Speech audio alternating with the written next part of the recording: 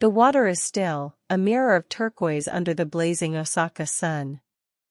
A crowd of families leans forward, their cheers echoing through Ocean Odyssey Park's main arena. In the tank, a young woman named Aiko Tanaka, her wetsuit glistening, raises her arms, signaling to the massive orca gliding beneath her. His name is Kaido, a 22-foot killer whale. His black and white form a shadow of grace and power. Aiko's smile is radiant, her confidence unshakable. She's done this routine 100 times. The music swells. The crowd holds its breath. Then, in a heartbeat, the world turns upside down. A scream pierces the air. Water turns red. And Aiko Tanaka disappears beneath the surface. This is Lisa Campbell, and for the last 20 years, I've chased stories where the line between human and animal blurs, where our need to control nature collides with its raw, untamed truth.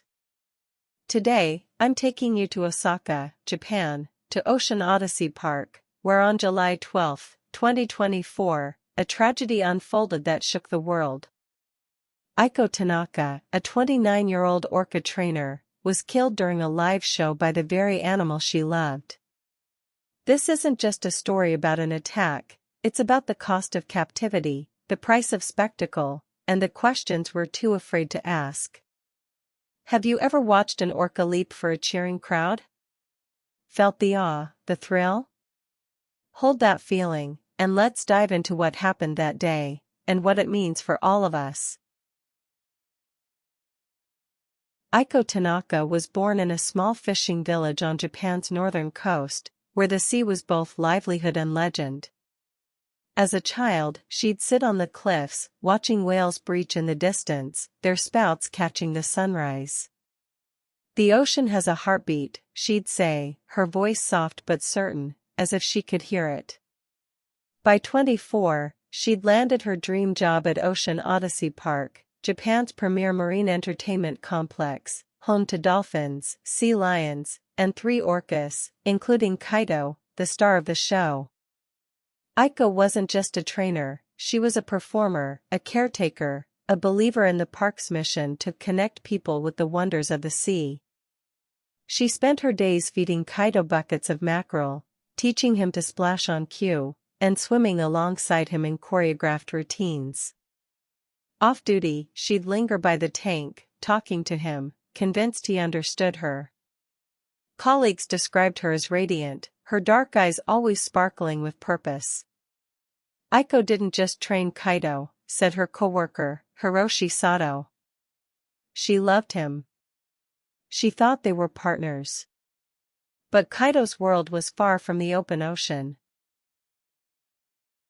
Captured off Iceland's coast in 2005 at age 3, he'd spent 19 years in a concrete tank, 60 feet long and 30 feet deep, a bathtub compared to the hundreds of miles he'd have roamed in the wild.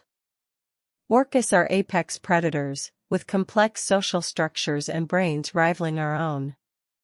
In the wild, they live in pods, hunt in packs, and communicate across vast distances. In captivity, they swim in circles, their dorsal fins often collapsing from stress. Kaido's fins sagged to the right, a silent marker of his confinement. Ocean Odyssey Park, built in 1998, was a glittering monument to Japan's love of spectacle. Its orca shows drew millions annually, with tickets starting at 8,000 yen, $70. The park's slogan, "Feel the Ocean's Soul," adorned billboards across Osaka, featuring Kaido's gleaming form mid-leap. Behind the scenes, though, trainers whispered about Kaido's moods, how he'd sometimes refuse to eat or slam his tail against the tank's walls. "He'd get this look," said Hiroshi. "Like he was somewhere else, somewhere far away." Aiko, though, saw only his potential. She'd trained him to perform tricks no other orca at the park could, a double backflip, a synchronized leap with her diving from a platform. Their bond was the heart of the show, a narrative of trust between human and beast.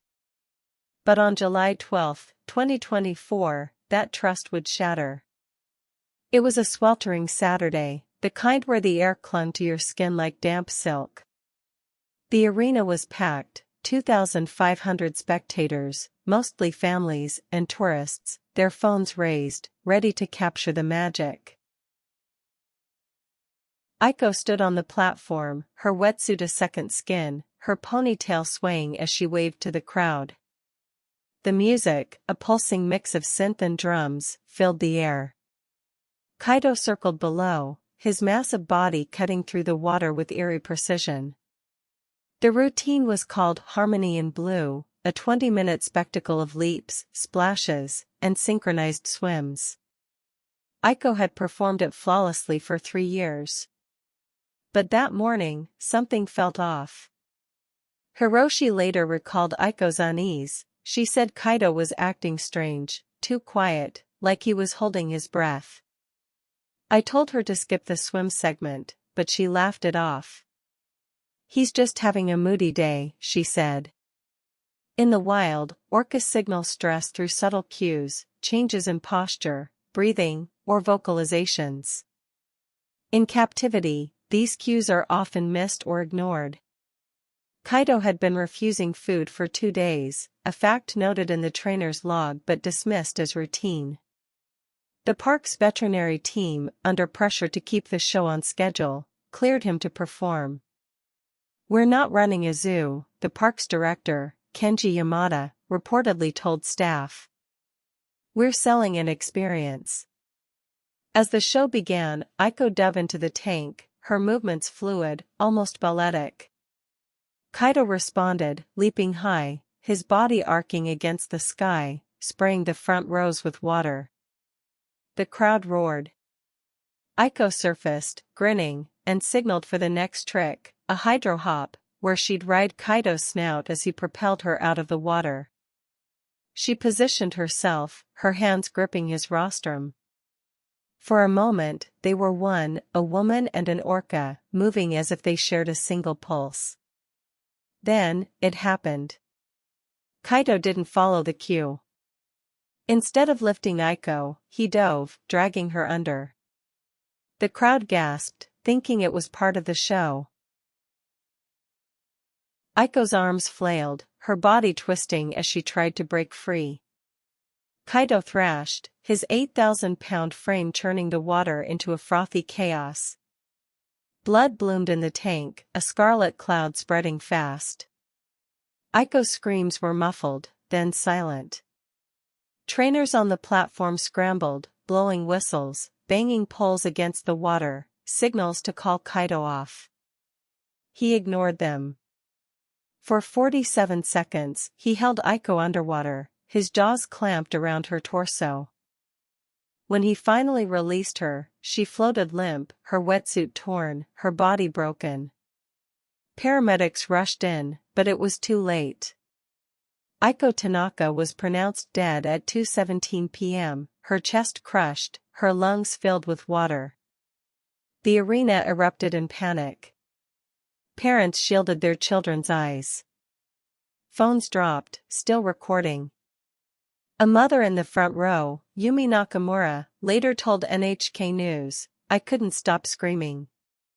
It was like watching a nightmare, but I couldn't look away."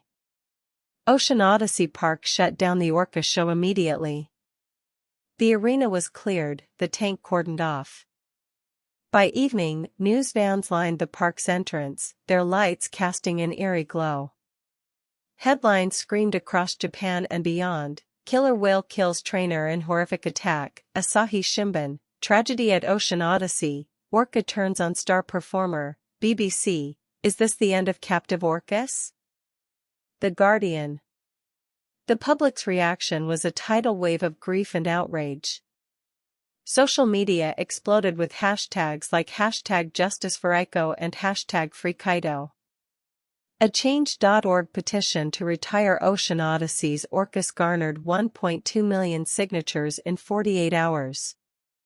Animal rights groups, like the Japan Cetacean Alliance, staged protests outside the park, chanting, "End the tanks, end the pain." Authorities launched an investigation, focusing on the park's safety protocols and Kaido's health. The veterinary report, leaked to the press, revealed chronic stress indicators in Kaido, elevated cortisol levels, a bacterial infection in his teeth, and signs of self-harm from grinding his jaws against the tank walls. Dr. Naomi Rose, a marine mammal scientist with the Animal Welfare Institute, told Reuters, "Orcas in captivity are ticking time bombs. Their physical and psychological needs cannot be met in a tank. This was not an accident, it was inevitable." Ocean Odyssey's parent company, Pacifica Entertainment, issued a statement, "We are devastated by the loss of Aiko Tanaka, a beloved member of our family. We are cooperating fully with authorities to understand this tragic event." Behind closed doors, insiders claimed the company was scrambling to control the narrative. A leaked email from Kenji Yamada instructed staff to emphasize Aiko's passion for her work and avoid discussing Kaido's condition. Aiko's family, devastated, declined public comment, but her older brother, Daichi Tanaka, spoke at a small memorial. Aiko lived for the ocean. She believed she was helping Kaido. "We don't blame him. We blame the system that put them both in that tank." The park announced Kaido would be retired from shows, but his fate remains unclear. Euthanasia was rumored, though animal rights activists pushed for his transfer to a sea sanctuary. "He's not a monster," said Dr. Ingrid Visser, an orca researcher. "He's a prisoner who snapped." What do you think could have saved Aiko that day? Could stricter regulations, better training, or a different approach to captivity have changed the outcome? Share your thoughts in the comments below. Aiko's death wasn't just a tragedy, it was a mirror held up to our obsession with controlling nature. The marine park industry, valued at $23 billion globally, thrives on the promise of intimacy with the wild. We pay to see orcas leap, dolphins kiss, and sea lions clap, as if their tricks are proof of our dominion. But what are we really buying? A fantasy, built on the backs of creatures whose worlds we've stolen. Orcas like Kaido are not domesticated animals. They are wild, sentient beings, with emotional lives as complex as ours. In the wild, they travel 100 miles a day, dive hundreds of feet, and live in tight-knit families for decades. In captivity, they're confined to spaces smaller than a city block, fed dead fish, and trained to perform for applause. The average lifespan of a captive orca is 30 years. In the wild, males can live to 60, females to 90. The entertainment industry sells us a lie, that captivity is education, that tanks are homes. Ocean Odyssey Park's brochures called their orcas ambassadors of the sea. But what do they teach us? That we can bend nature to our will? That animals exist for our amusement? Aiko believed in the park's mission, but her death exposes its flaws. She was not the first. Since 1991, at least 4 trainers worldwide have been killed by captive orcas, and dozens more injured. Each incident sparks outrage, yet the shows go on. This isn't just about marine parks. It's about our broader failure to coexist with the wild. We build zoos, aquariums, and safari parks, claiming they inspire conservation, but they often prioritize profit over welfare. In Japan, where cultural reverence for nature coexists with a booming entertainment industry, the contradiction is stark. Ocean Odyssey's profits soared while Kaido's health declined. Who bears the cost? Aiko did. Kaido did. And we, the audience, do too, when we buy the ticket. I've spent 2 decades chasing these stories, from lion attacks in private zoos to elephant rampages in circuses. Each one leaves a mark, a weight that settles in my chest. Aiko's story hits harder. Maybe it's because I see myself in her, a woman who believed she could bridge the gap between human and animal, who poured her heart into a system that betrayed her. Maybe it's because I've stood by those tanks, felt the spray on my face, and wondered what those eyes were saying back. As a journalist, I'm trained to ask why. Why did Kaido turn on Aiko? Was it stress, pain, or a fleeting instinct to reclaim his power? But as a human, I'm left with harder questions. Why do we keep animals like Kaido in cages? Why do we demand their performance, their obedience, their love? And what does it say about us that we're shocked when they fight back?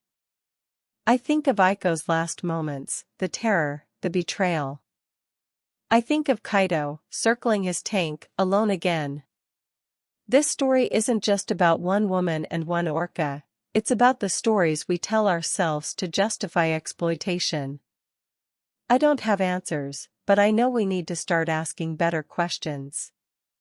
What do you think the solution is? Should we end captive orca programs entirely? Share your thoughts below, I read every one. Aiko Tanaka's life ended in the place she felt most alive, in the arms of the creature she trusted most. Her death is a reminder that the ocean is not ours to tame, that the wild will always carry a weight we cannot fully grasp. As I finish this story, I'm haunted by a single image, Kaido, alone in his tank, his fins sagging, his eyes fixed on a horizon he'll never reach. We built that tank. We filled it with our dreams and our greed. And now, we must decide what comes next. In the words of Aiko's brother, Daichi, the ocean has a heartbeat. We just forgot how to listen.